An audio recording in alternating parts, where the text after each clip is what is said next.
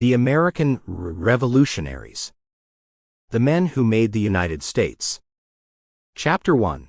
The Seeds of Revolution. The seeds of the American Revolution were planted long before the first shots were fired. The relationship between the American colonies and Great Britain had always been complicated, marked by a growing sense of colonial autonomy. However, over time, this sense of independence began to evolve into a more defined desire for self-governance.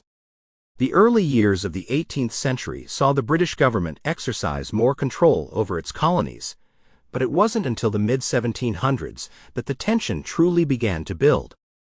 One of the primary causes of the revolutionary sentiments was the issue of taxes.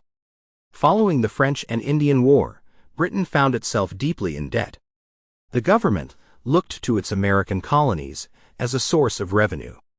The introduction of the Sugar Act in 1764, which taxed goods such as molasses and sugar, was one of the first signs of Britain's increasing intervention in colonial affairs.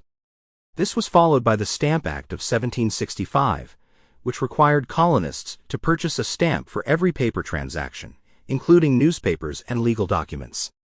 These taxes were seen as an infringement on the rights of the colonists, who had no representation in the British Parliament.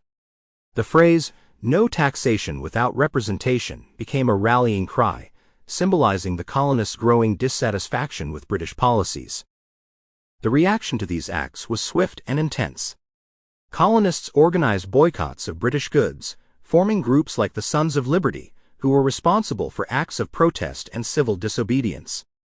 The British government, in turn, responded by tightening its grip, passing the Townshend Acts in 1767, which taxed imports such as paper, paint, glass, and tea. This further inflamed tensions, leading to widespread protests and a growing sense of unity among the colonies.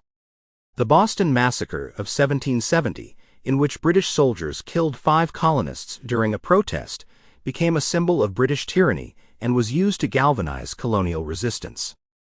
In the years that followed, events continued to escalate. The Boston Tea Party of 1773, in which colonists, disguised as Native Americans, dumped an entire shipment of tea into the harbor to protest the Tea Act, marked a turning point.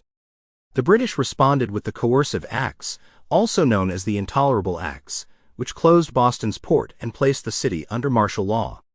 These acts were intended to punish Massachusetts, but they had the opposite effect, as they united the colonies in their opposition to British rule. The First Continental Congress convened in 1774 to address the growing crisis. Sample complete. Ready to continue?